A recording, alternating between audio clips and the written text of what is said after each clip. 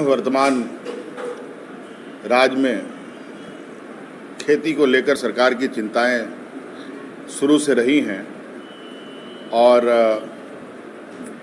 इस पे लगातार आपदा प्रबंधन के साथ बैठक, सभी वरीय पदाधिकारियों के साथ बैठक, जिले के आयुक्त उपायुक्तों के साथ बैठक, इन्हीं वजहों से की जा रही है कि जो वर्षा की स्थिति रही है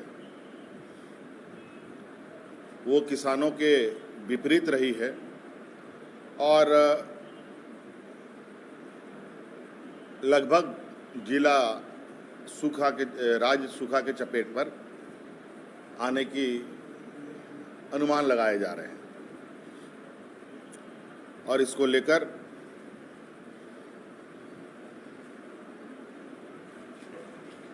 सभी विभाग अपने कार्य योजनाएं बना रही हैं। आपदा विभाग अपने जो उनके मापदंड हैं उसको संग्रहित कर रहा है और विशेषकर ग्रामीण विकास विभाग, कृषि विभाग, खाद्य आपूर्ति विभाग जैसे महत्वपूर्ण विभाग और इससे जुड़े कई विभाग के माध्यम से लोगों को रोजगार उपलब्ध कराने का निर्देश पूरी कड़ाई के साथ पदाधिकारियों को दिया जा चुका है और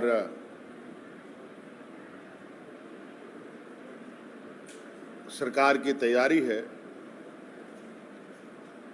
कि हर संभव इस आपदा को हम लोग कैसे निपटेंगे उसकी लगातार मॉनिटरिंग और समीक्षा भी की जाएगी।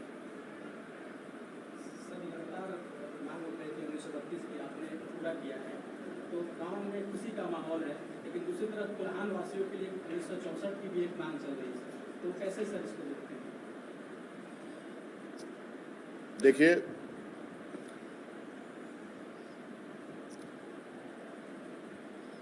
आप इस बात से वाकिफ होंगे, मुझे लगता है आप लोग सहमत भी होंगे कि 1932 को लेकर यहाँ के मूलवासी और आदिवासियों में एक उत्साह है और मैं समझता हूँ जहाँ कुछ संशय की बातें आप लोगों के समक्ष आ रही हैं वो शायद इसलिए है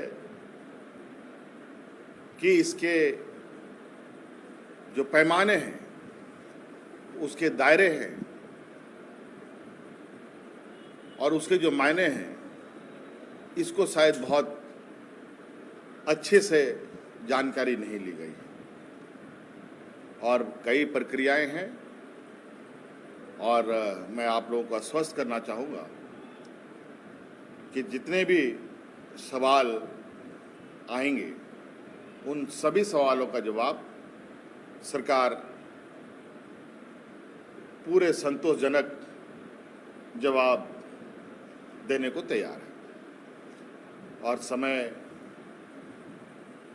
के साथ उन सवालों का जवाब भी आपको भी दिया जाएगा और राज्यवासियों के समक्ष भी रखा जाएगा।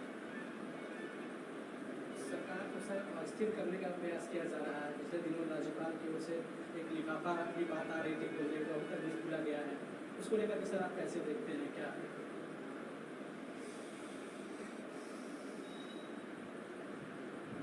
अब हम क्या बोले उस लिफाफा के बारे में?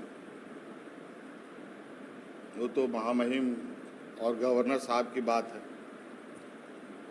अब लिफाफा तो ऐसा हो गया है, देखिए शादी ब्याह में फूफा जी नहीं होते जो रुट जाते हैं, खुलते ही नहीं, उसी टाइप की वाली हालत है।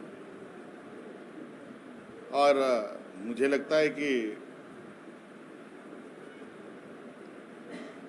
इस विषय का, इस आशय पर जवाब या तो महामहिम राज्यपाल दे सकते हैं या तो चुनाव आयोग दे सकते हैं। सर, साहेबगंज और पाकुड़ की अर्थव्यवस्था कही जाती है पत्थर व्यवसाय। पिछले 2 महीने में पत्थर व्यवसाय 80% बंदी के कगार पर है। मजदूरों को रोजगार नहीं मिल रहा है, व्यवसायियों का प्रतिष्ठान बंद है, लगातार परेशान किया जा रहा है व्यवसायियों को। तो सर, इस पर लेकर के किनके द्वारा परेशान किया? सेंट्रल एजेंसी के द्वारा भी हो सर, और एनजीटी और जिला प्रशासन की ओर से भी सर कुछ कार्रवाई हो रही है।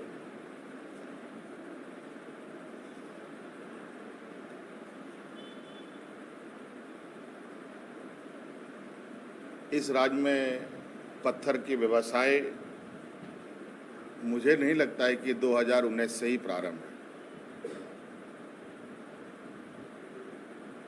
और मुझे लगता है कि मेरे उम्र से भी अधिक हो चुका होगा यहाँ के पत्थर के व्यवसाय का। विगत 20 सालों में जो हमारे विपक्ष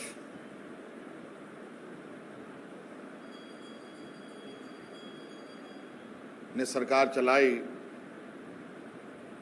शायद उनका पत्थर बालू व्यवसाय मुख्य धन संग्रह का स्रोत रहा है। और जो मुझे जानकारी मिली है, जो गंदगी इन लोगों ने पूर्व में की है, उसी गंदगी की छानबीन एनजीटी, जिला प्रशासन या अभी जो ईडी भी कर रही है। मुझे लगता है कि अच्छी बात है, और इसमें मैं यही कह सकता हूं कि कहीं ना कहीं ये सोची समझी षड्यंत्र के तहत चीज़ों को अपनाया जा रहा है, जहां यहाँ के लोग बड़े पैमाने पर बेरोजगार हों और अपने पापों का टिकरा वर्तमान सरकार के मत्थे पर टिकरा पड़े। परेड विधानसभा में इन दिनों बाबूलाल मरांडी जी का भी लगातार दौरा हो रहा है, और वो कह रहे हैं कि सरकार सिर्फ अपनों को विकास करने में लगी हुई है। तो सर, कैसे?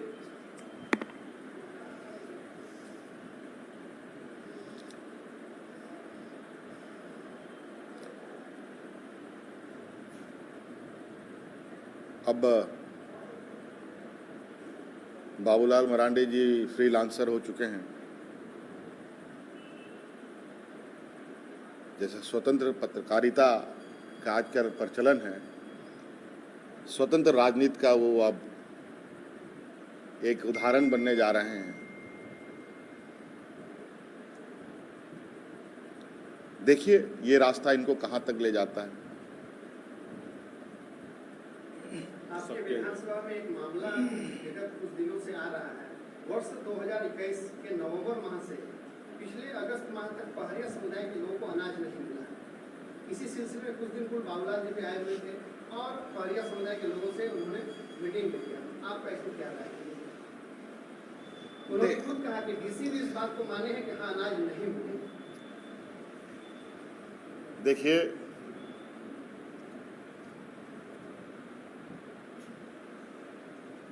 झारखंड प्रदेश और झारखंड प्रदेश में चल रहे योजनाएं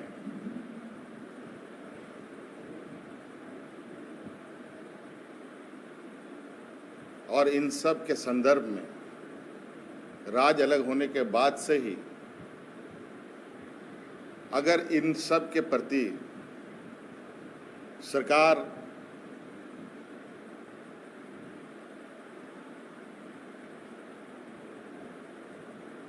एक पुख्ता व्यवस्था खड़ा करने के साथ अगर चलती तो ये शायद ये राज्य पिछड़े राज्यों में गिनती में नहीं होता। और मुझे नहीं लगता है जिस तरीके के आप लोग सवाल करते हैं, अगर ये सब सवाल खत्म हो जाए तो झारखंड देश में नहीं रहेगा, इंग्लैंड के साथ कंपेयर करें।